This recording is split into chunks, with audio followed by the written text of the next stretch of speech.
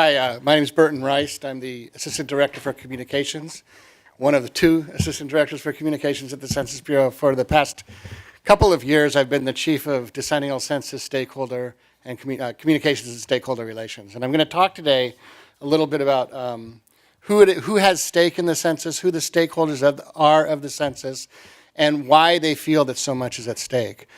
Before I do that, though, I wanted to just mention one other comedy routine that was done in the 2010 census on The Daily Show on Comedy Central, when our director, Bob Groves, was actually played a census enumerator and was interviewed by Samantha Bee at the door. It was quite hilarious.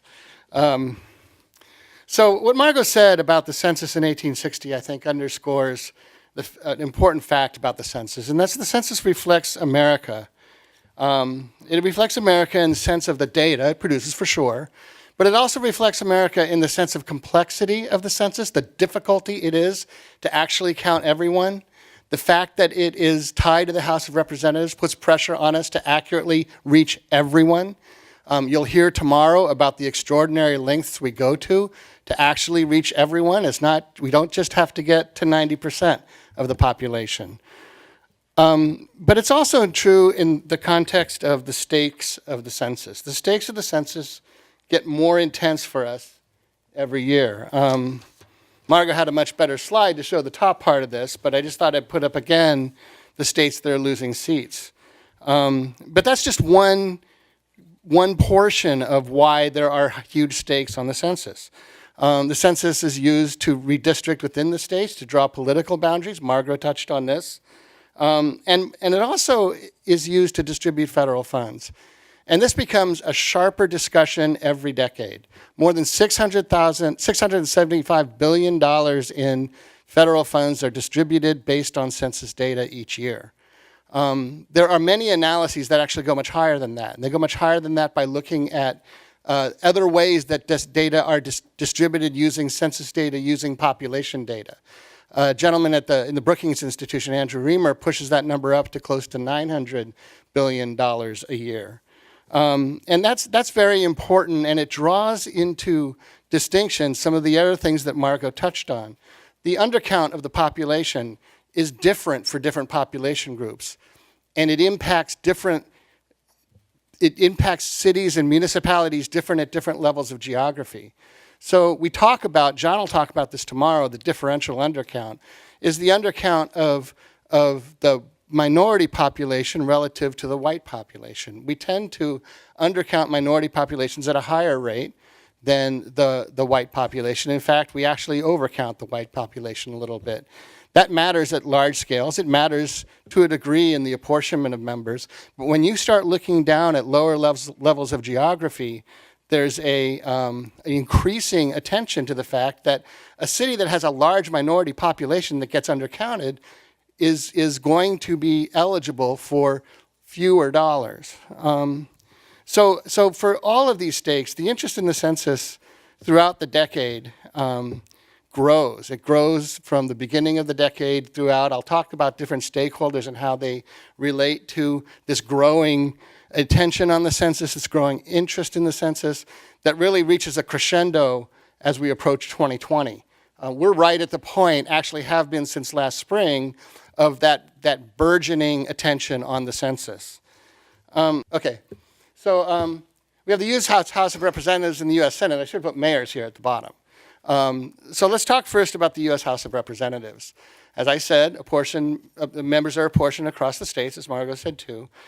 Every member of Congress, as we get close to the census, becomes more and more interested in the census, because all of a sudden they start looking at their own district. And even if their state's going to hold steady, the way the districts are going to get drawn are going to have an impact on how that member is thinking about his or her district. And so that attention of every member of the House of Representatives on the census starts to grow dramatically. It grows too, again, because of this federal funds issue or funding issues in general. The House of Representatives, though, also has two committees that are looking at the census all the time. And in fact, they've been looking at the census all decade long. We think of the Committee on Government Reform. And in fact, you mentioned Secretary Ross, Margot, that Secretary Ross on March 14th is going to be testifying before the House Committee on Government Reform. It should be very interesting. We are, many of us are involved in the preparatory work that we do with the secretary or the director whenever there's a hearing. Secretary Ross has been somewhat unusual in that he's appeared 4 or 5 times. This I think will be his 5th, maybe his 4th appearance before the House committees. In prior censuses, we hadn't seen the secretary testifying so much. The director always testifies. And we will see more and more hearings as we move toward the 2020 census now. They'll be looking at the operational aspects of the census. They'll be looking at other aspects as well. And then we have the Appropriations Committee. The Appropriations Committee is, of course, concerned about the dollars and how they're being spent, but they're also going to call their own hearings, do their own analyses, their own investigations into the census. Al Fontenot, who you'll be hearing from tomorrow, our Associate Director for Decennial Census, briefs. We call them the 4 corners, but the House and the Senate, majority, minority in the House and the Senate Appropriations Committees are paying close attention to the census. They have experts on the census who've been focused on us all decade. And then the Senate has its own committee too, the Senate Committee on Homeland Security and Government Affairs, and they're going to be focused on the census as well. The senators don't take the personal interest in the census quite the same way as House members do for the reasons that they don't have quite as much at stake. But we hear from the Senate in particular, and the Appropriations Committee in a larger way, we hear a lot of push on the cost of the census, the growing cost of the census, particularly early in the decade. There was language written into our appropriations bill at the beginning of the decade urging us to design a census that would count the population as accurately, but at a lower cost, or at a cost holding to the cost of the 2010 census. I've been through several censuses. John Thompson has too. It seems that you get closer to the census itself, that the urge to spend less goes down a little bit. And the emphasis on cost control, cost containment is not as stark as it was earlier in the decade. It's because right now everybody's more concerned about the accuracy of the census and some of the political issues, operational issues tied to the census design. So Secretary Ross and his cost estimators of the department, working with our own cost estimators at the Census Bureau, did an analysis and increased our life cycle cost estimate from $12.5 billion to $15.6 billion. That has a lot of contingency funding built into it that wasn't there before. But that increase kind of was accepted by the Congress as we get closer to the decade. This happened at the end of the last decade too, where there were controversies around or challenges around some of the technology we were using, and all of a sudden the costs went up. That's not unusual. But this emphasis now on quality is now at the forefront of the census. I think that we always needed to redesign the census to bring technology into the 21st century, to bring our census taking methodology into the 21st century, and you'll be hearing more about that tomorrow. Margot touched on that. But I want to say just a couple more words about mayors. There are formulas throughout our regulatory and legal system that disperse federal funds based on population data, and there are often thresholds that will lead to a community or municipality qualifying for more funding if they reach a certain threshold. So a mayor who's got a town that comes in just under a threshold of like 50,000 might actually qualify for more transportation funding or more other block grant funding or such if they exceed that threshold. So mayors pay a close attention to the census. We will go into a process after the census called count question review, where mayors will push us to take another look at how we at least tabulated or assigned the people we counted in their areas, and we'll make adjustments based on that as we analyze the data going forward. Can you move me to the next slide? Great, thank you. So I mentioned the differential undercount, and we talk about political representation, and we talk about federal funding. There are leaders of racial and ethnic communities are particularly focused on the census for those reasons. It has to do with the representation of their population group within within our country, within different areas of our country. It has to do with the differential undercount I just mentioned. That draws a lot of focus on how we're ensuring that we're counting the population accurately and covering the population completely. And it draws attention to various issues that could impact the census count. So we have a National Advisory Committee on Racial, Ethnic, and Other Populations at the Census Bureau that is made up of representatives of different population groups. NALEO is there, the National Urban League is there, the Mexican American Legal Defense Fund is there. A number of organizations are there on that committee looking closely at what we're doing to ensure that we have a complete and accurate count. They focus in a big way on our communication and partnership work. And that's a big focus of our advisory committee work throughout the decade, but that draws into more attention, more relief as we move close to the census. We were just working with members of our National Advisory Committee on our advertising campaign that we'll be talking about tomorrow as well. Stephen Buckner at lunch tomorrow will be talking about the Communications and Partnership Program and the central role it plays in an accurate census. Beyond the committee, though, our own advisory committee, advocacy organizations across the country are acutely focused on the census and working hard to ensure that they understand what we're doing and why we're doing it, but also that they are doing the work they can to ensure that the people they represent are included in the census and they're paying close attention to what we're doing. And Stephen will talk about the partnership program, but these advocacy organizations, and again, I mentioned a couple of them. Another would be the National Congress of American Indians. There are literally hundreds. The Chambers of Commerce, the American Heritage Association. There are many organizations that are closely focused on the census, but we rely on organizations who are often the trusted voices in their communities to reach their communities and ensure that they get their people out to respond. We'll have hundreds, if not thousands, of national partners. Those will include major corporations as well.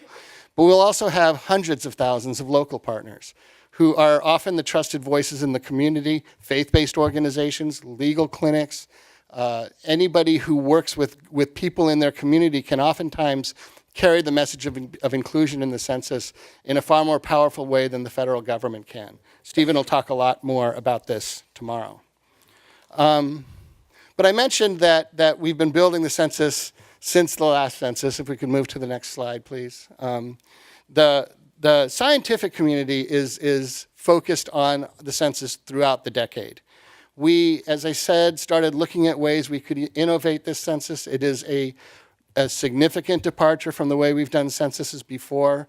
I'll touch on the 4 innovation areas of the census tomorrow as we talk about this and set the scene for the operational discussions that we're going to have tomorrow. But the Census Bureau has a Census Scientific Advisory Committee. There are people on that committee who are well known in the areas of survey methodology. They're well known in areas of our society that are applying technology in new ways. USPS is on that committee.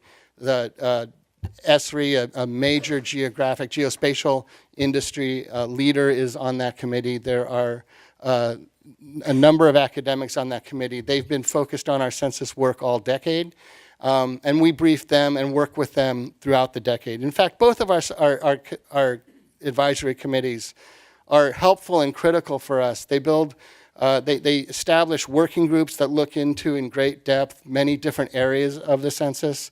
They're focused on methodological issues in the case of the advisory committee, the scientific advisory committee, and again, more of the representational issues in the communications area and other issues that have sensitivities around them, like privacy and confidentiality, which was one of the working groups that the National Advisory Committee was focused on. But then there are other organizations as well. The National Academy of Sciences and their Committee on National Statistics is always focused closely on the census. And they've established panels on the decennial census each decade. John Thompson served on that panel early in the decade before he was the director of the Census Bureau. And we were working very closely with them as we mapped out our approaches in different areas of innovation and explored the possibilities of doing the census in a new way and developed our research and testing approach to how we are conducting the census. the Population Association of America, the Association of Public Data Users. These other organizations are often places where we take our work and that's where it becomes public, and that's where the communities of people focused on the census give us important feedback about how we're doing the census, how we're thinking about doing the census. They're often very, very involved early in the decade as we develop our design for the upcoming census. I think that's certainly going to be the case as we do this census and move into the early years of the next decade and think about how we are going to do the census in 2030. A couple of other organizations I put up here, in particular the Federal State Cooperative on Population Estimates. These are state demographers largely. There's a representative of every state on, we call it FSCPE. They are meeting with us a couple of times a year. They have a steering committee and specific working groups that are looking into various areas of census taking, and those people on that committee in particular are enormously helpful to us as we get the census done. They're people that you can talk to about, and I guess there will be discussions tomorrow about who you might want to reach as you're looking at issues you want to write about. But the state demographers and the people who work on the FSCPE are often some of the most knowledgeable people about the challenges of the census, particularly in their own state.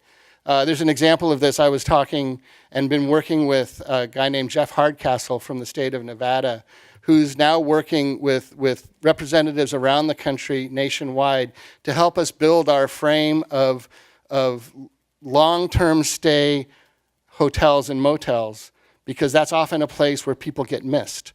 And if we don't have them in our frame, we don't reach them. We don't know to go there and ask questions about who might live there. If you drive around Nevada, you'll see like a Days Inn, and oftentimes behind the Days Inn, there's another row of long-term stay rooms where people who are facing challenges in their life are often living when Census Day comes along. If we don't find them there, we're not going to get them in the census. That's one of our challenges. We have to count everyone. Al's going to talk more about the various ways that we reach these different populations as we talk tomorrow.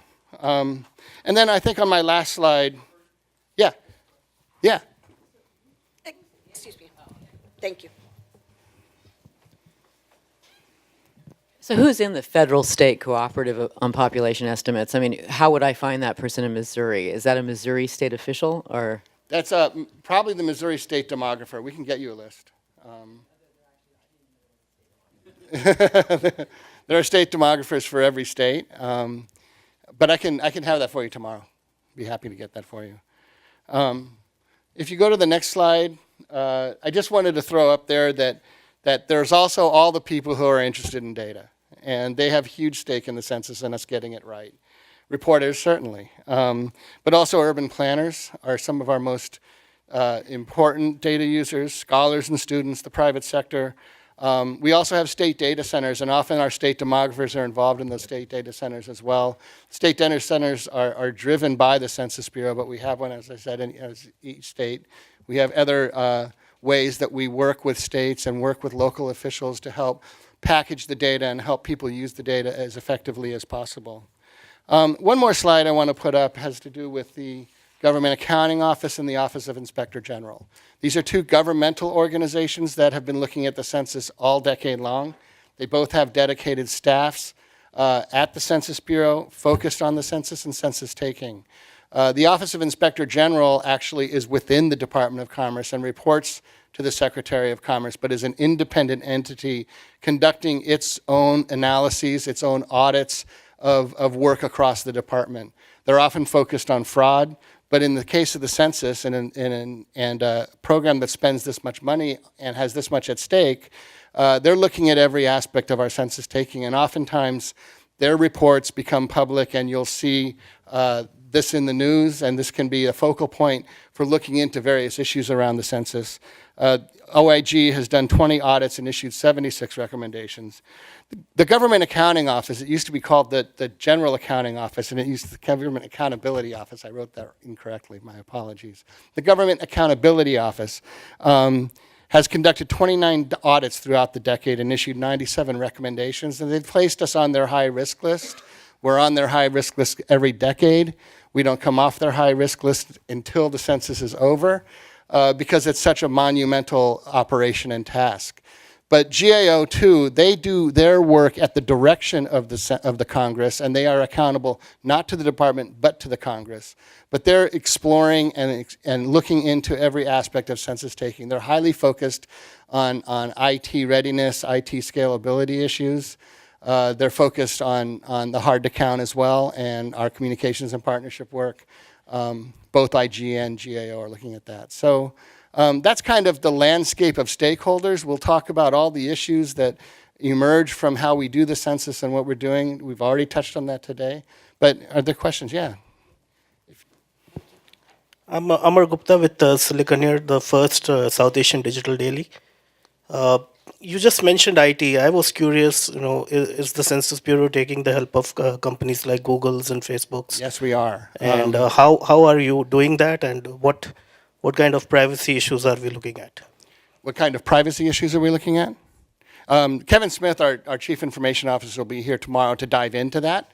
I'm not an expert on that, but I can tell you that we're working closely with the Department of Homeland Security in IT protection that they're doing around government data and government systems in general. They've named the 2020 election and the 2020 census as their two high priorities. We work with IT experts within the Department of Commerce and elsewhere in the government as well. But we're also working with Google, with Facebook, and primarily Microsoft is already partnering with us closely in doing some of in diving into some aspects of our census systems and finding ways to understand how we protect the data in an IT setting and protect it against fraud attacks and IT hacks and other kinds of IT attacks as well. Stephen can talk about that too tomorrow. I know he's very involved in that. Unless you want to add something now, I mean, you're welcome to if you'd like to. Oh, we'll talk tomorrow about that. Are there other questions? Yeah. Thank you. Deborah Berry with USA Today. You mentioned the long-term hotels and long-term facilities. Can you speak to, I know with Katrina, after Katrina, where were folks counted then? And is there a move or effort to change how they're counted, especially after Maria? So I'll talk a little bit about this tomorrow, but if I don't mind me jumping the gun, I will. We actually change the way we do the census when an area is hit by a natural disaster like a hurricane or a forest fire. We have two ways of doing the census, two primary ways. We have many different ways to capture everybody that we have to capture, but most of the country is going to get contacted in the mail and asked to respond to the census. But in rural areas, and then importantly in areas that have been hit by hurricanes or by natural disasters, we actually go on the ground, walk the area, identify where homes have been located, where people might be living, and deliver a questionnaire package to each home, and then put it on our address list right at that time. You'll hear more about this tomorrow. But it's to ensure that we are able to reach all the people that are living in that area. So we just made the decision about a few months ago that in the Commonwealth of Puerto Rico, we will do the entire Commonwealth in that what we call update leave methodology, because it's a better way to ensure that we have accuracy on the ground in areas that are affected by natural disasters. That's how we get the accurate count. You asked a broader question though, like with Katrina and Rita in the last census, with dislocations that happened with Maria in this census and other hurricanes. We count people where they're living and sleeping most of the time on census day. So if that community has lost people because of a natural disaster, we know this happened in 2010 where people were living in Texas even though they saw their home as being in an area that was hit by Katrina. We have ways of making sure we capture them when they move back. We update our population estimates every year. We use American Community Survey and then in-migration, out-migration data as well to understand how communities are changing. But that moment on Census Day, April 1, year ending in 0, we count people where they're living and sleeping most of the time. So those communities get hit in that decennial census. But as they recover, we capture them again in the population estimates. I think that gets at your question. Yes? Excuse me, sorry. Thank you. Along the same lines, how Yeah. about the homeless population? So the homeless population, again, Al's going to talk about this tomorrow. I'm stealing all of his thunder. Well, not all of it, but some of it. But it'll be good for you to hear it twice, right? We do an operation called service-based enumeration, where we work with advocates of the homeless population and build, again, as we build our frame, we build out those areas and gain an understanding of where people congregate, where there might be soup kitchens or shelters, temporary shelters, even areas where people are living and congregating who are not, who do not have traditional housing. And we will go to those areas around Census Day and do the best we can to enumerate that area. Al, did you want to add anything there, or? Okay, I'll come back to this tomorrow and talk about it again. But I mean, again, these are examples of, as I said, the extraordinary lengths we go to ensure that we reach everyone, no matter what situation they're living in.